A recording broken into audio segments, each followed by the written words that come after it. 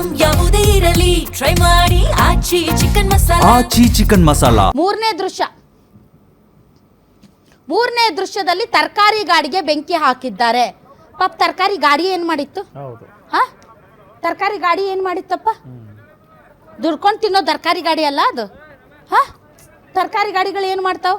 ಮನಿಗಳ ಅಂಗಡಿಗಳು ಏನ್ ಮಾಡ್ತಾವ್ ನಿಮ್ಗ? ಹೌದಲ್ಲ? ಬಡ ಜನರಿಗೂ ಪಾಪ ತಳ್ಳೋ ಗಾಡಿಯಲ್ಲಿ ಜೀವನ ಮಾಡೋರು ಯಾರು? ಬಡವ್ರು ಹೌದಿಲ್ಲ? ಮತ್ತೆ ಅವ್ರಿಗೆ ಮೆರವಣಿಗೆನೂ ಬೇಕಾಗಿಲ್ಲ, ಏನೂ ಬೇಕಾಗಿಲ್ಲ. ಅವ್ರಿಗೆ ಕಾಯಕವೇ ಕೈಲಾಸ. ಅವ್ರಿಗೆ ದುಡಿಯೋದೇ ದೇವ್ರ. ಅವರಿಗೆ ಒಟ್ಟು ಸುಟ್ಟು ಹಾಕಿದ್ರು, ಬೆಂಕಿ ಹಚ್ಚಿದ್ರು. ಅಷ್ಟಕ್ಕೆ ಸುಮ್ಮನೆ ಆಗ್ಲಿಲ್ಲ. ಇವತ್ತು ಕೂಡ ಅಂಗಡಿ ಮುಂಗಟ್ಟುಗಳನ್ನೇನೋ ಮುಚ್ಚಿಸಿದ್ದಾರೆ. ಅದನ್ನ ನೆಕ್ಸ್ಟ್ ದೃಶ್ಯಗಳಲ್ಲಿ ನಾವು ನೋಡೋಣ. ಸೊ ಇಷ್ಟೆಲ್ಲ ಆಗಿದ್ದು ಯಾವಾಗ? ನಿನ್ನೆ ರಾತ್ರಿ ನಡೆದಂತಹ ಘಟನೆ ಇದು. ಅವ್ರು ಮೆರವಣಿಗೆ ಮಾಡಿದ್ರು, ಅವ್ರು DJ ಹಾಕಿದ್ರು, ಅವ್ರು ಕುಣಿದ್ರು, ಬಿದ್ರು, ಎದ್ರು, ಏನೋ ಮಾಡಿದ್ರು. ನಿಮಗೇನು ಅಂತ? ರೋಡ್ ನಿಮ್ಮ ಅಪ್ಪಂದೇನು ಅಥವಾ ನಮ್ಮ ಅಪ್ಪಂದ? ಸಾರ್ವಜನಿಕ ರಸ್ತೆ, ಪರ್ಮಿಷನ್ ಐತಿ, ಮಾಡ್ಕೋತಾರ, ಮಾಡ್ಕೊಳ್ಳಿ ಬಿಡ್ರಿ. ನಿಮ್ಗೇನಾಗೋದೈತಿ? ನಿಮ್ಮ ಹಬ್ಬ ಹರಿದಿನಗಳಲ್ಲಿ ನೀವು ಮಾಡಲ್ಲ, ಮಾಡ್ತಿರಿಲ್ಲ? ಬರ್ರಿ ನಮ್ಮ ಚಾಮರಾಜಪೇಟೆಗೆ, ಆಜಾದ್ ನಗರ, ಚಾಮರಾಜಪೇಟೆ, ಮೈಸೂರು ರೋಡ್ ಸರ್ಕಲ್. ಅವ್ರ ಹಬ್ಬದ ದಿನ ಓಡಾಡ್ತಾರಪ್ಪ, ಕಿರ್ಚಾಡ್ತಾರ, ಬೈಕ್ ತಗೊಂಡು ಖುಷಿ ಪಡ್ತಾರ. ನಾವು ಅವ್ರ ನೋಡಿ ಖುಷಿ ಪಡ್ತೀವಿ. ಬಿರಿಯಾನಿ ತಗೋಬಾರೋ ಅಂತೀವಿ. ನೀವು ಖುಷಿ ಪಡ್ರಿ. ನಮ್ಮ ಕಡೆ ಎಲ್ಲ ಗಣೇಶ ಮೆರವಣಿಗೆ ನಡೆದ್ರೆ ಮುಸಲ್ಮಾನರು ಬಂದು ಮೊದಲು ನಿಂತು ಡ್ಯಾನ್ಸ್ ಮಾಡವ್ರೆ ಅವರು. ನಮ್ಮ ಕಡೆ ಇಂಥವೆಲ್ಲ ಇಲ್ಲಪ್ಪ, ಅಸಹ್ಯ. ನಮ್ಮ ಕಡೆ ಅಂದ್ರೆ ಬಾಗಲಕೋಟೆ ಎಲ್ಲ, ನಮ್ಮ ಕಡೆ ನಮ್ಮೂರ್ನಲ್ಲಿ ನಮ್ಮ ಗಣೇಶ್ ಗುಡಿಯಲ್ಲಿ ಹಿಂದೂ ಬೇರೆ ಮುಸ್ಲಿಂ ಬೇರೆ ಅನ್ನೋದು ಗೊತ್ತೇ ಇಲ್ಲ ನಮ್ಗೆ.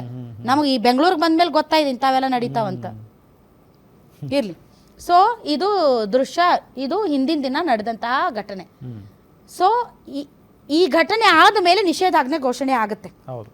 ನಿಷೇಧಾಜ್ಞೆ ಘೋಷಣೆ ಆದ ಮೇಲೆ ಅಂದ್ರೆ ಇವತ್ತೇನಾಯ್ತು ಅನ್ನೋದರ ಅಪ್ಡೇಟ್. ಇನ್ನು ನಿಷೇಧಾಜ್ಞೆದ ನಡುವೆಯೇ ಬಾಗಲಕೋಟೆಯ ಕಿಲ್ಲಾವೋಣಿಯಲ್ಲಿ ಮತ್ತೆ ಕಲ್ಲು ತೂರಾಟ ನಡೆದಿದೆ. ಪೊಲೀಸರು ಮಾತ್ರ ಈ ಸಲ ಸುಮ್ಮನೆ ಇರಲಿಲ್ಲ. ಎಲ್ಲ ಮುಗಿದಿತ್ತು, ನಿಷೇಧಾಜ್ಞೆ ಐತೆ, 4ಕ್ಕಿಂತ ಹೆಚ್ಚು ಜನ ಸೇರೋ ಹಾಗಿಲ್ಲ, ಆದರೂ ಕೂಡ ಬಂದಿದ್ದೀರಿ. ನೀವು ಅಂಗಡಿ ಮುಂಗಟ್ಟುಗಳನ್ನ ಬಂದ್ ಮಾಡೋದಕ್ಕೆ ಪ್ರಯತ್ನ ಪಡ್ತಾ ಇದ್ದೀರಿ, ಮತ್ತೆ ಪರಿಸ್ಥಿತಿಯನ್ನ ಉದ್ವಿಗ್ನ ಮಾಡೋದಕ್ಕೆ ನೀವು ಇಲ್ಲಿ ರೆಡಿ ಆಗಿದ್ದೀರಿ ಅಂತ. ಇನ್ನೂ ಪರಿಸ್ಥಿತಿ ಹಿಂಗೆ ಬಿಟ್ರೆ ಇನ್ನೂ ಇದು ಕಂಟ್ರೋಲ್ಗೆ ಬರೋದಿಲ್ಲ ಅಂತ ಪೊಲೀಸರು ಲಾಠಿ ಚಾರ್ಜ್ ಮಾಡಿ ಪರಿಸ್ಥಿತಿಯನ್ನ ನಿಯಂತ್ರಿಸಿದ್ದಾರೆ. ಇಂದು ಕೊತ್ತಲೇಶ್ವರ ದೇವಸ್ಥಾನದಲ್ಲಿ ಹಿಂದೂ ಸಂಘಟನೆಗಳ ಕಾರ್ಯಕರ್ತರು ಸಭೆ ನಡೆಸ್ತಾ ಇದ್ರು. ಸಭೆಯಲ್ಲಿ ಕೇವಲ 8 ಮಂದಿಯನ್ನ ಅರೆಸ್ಟ್ ಮಾಡಿದ್ದೀರಿ, ಇನ್ನು ಬಹಳಷ್ಟು ಜನ ಕಲ್ಲೆಸ್ತಿದ್ದಾರೆ, ಅವರೆಲ್ಲರನ್ನೂ ಕೂಡ ಬಂಧಿಸಬೇಕು ಅಂತ ಆಗ್ರಹ ವ್ಯಕ್ತಪಡಿಸಿದ್ರು. ಸಭೆಯಲ್ಲಿ ನಿರ್ಧಾರ ಮಾಡಿದಂತೆ ಹಿಂದೂ ಕಾರ್ಯಕರ್ತರು ಅಂಗಡಿ ಮುಂಗಟ್ಟುಗಳನ್ನ ಬಂದ್ ಮಾಡಿಸಲು ಮುಂದಾಗ್ತಾರೆ. ಈ ವೇಳೆ ಪೊಲೀಸರು ತಡೆದಿದ್ದಕ್ಕೆ ಸಿಟ್ಟಾದಂತಹ ಕಾರ್ಯಕರ್ತರು ಪೊಲೀಸರ ಜೊತೆ ವಾಗ್ವಾದ ಮಾಡ್ತಾರೆ. ಉದ್ರಿಕ್ತರು ಕೆಲ ಮನೆಗಳ ಮೇಲೆ ಕಲ್ಲು ತೂರಾಟ ಮಾಡಿದ್ದಾರೆ. ಮೀನ್ ಮಾರ್ಕೆಟ್, ತರಕಾರಿ ಮಾರುಕಟ್ಟೆಯಲ್ಲಿರುವ ಅಂಗಡಿಗಳ ಮೇಲೆ ಕಲ್ಲು ತೂರಾಟ ನಡೆಸಿದ್ದಾರೆ. ಉದ್ರಿಕ್ತರನ್ನ ಚದುರಿಸಲು ಪೊಲೀಸರು ಲಘು ಲಾಠಿ ಪ್ರಹಾರ ನಡೆಸಿ ಪರಿಸ್ಥಿತಿಯನ್ನ ನಿಯಂತ್ರಿಸಿದ್ದಾರೆ.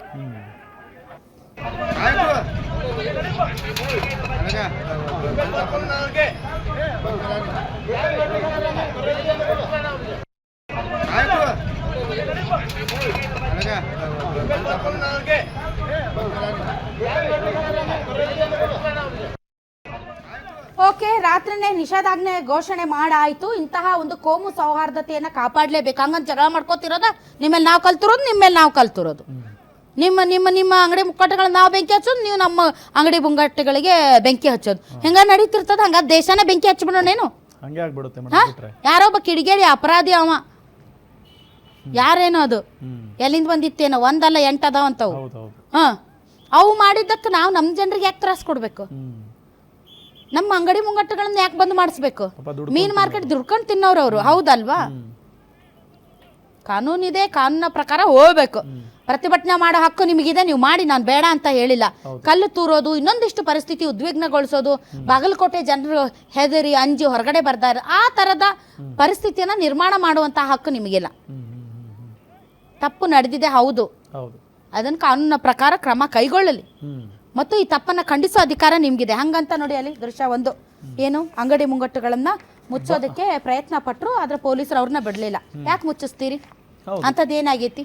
ಎಲ್ಲ ನಾವು ಪರಿಸ್ಥಿತಿ ಕಂಟ್ರೋಲ್ ತಂದೀವಲ್ಲ, ಮತ್ ನೀವ್ ಯಾಕೆ ಅದನ್ನ ಇನ್ನೂ ಒಂದು ಉದ್ವಿಗ್ನತೆ ಯಾಕೆ ಸೃಷ್ಟಿ ಮಾಡ್ತಾ ಇದ್ದೀರಿ ಅಂತ ಹೇಳಿ ಅಲ್ಲಿ ಫೋರ್ಸ್ಫುಲ್ ಆಗಿ ಅಂಗಡಿಗಳನ್ನ ಏನು ಬಂದ್ ಮಾಡಿಸ್ತಾ ಇದ್ರು ಅದು ಆ ಪ್ರಯತ್ನವನ್ನ ತಡೆದಿದ್ದಾರೆ.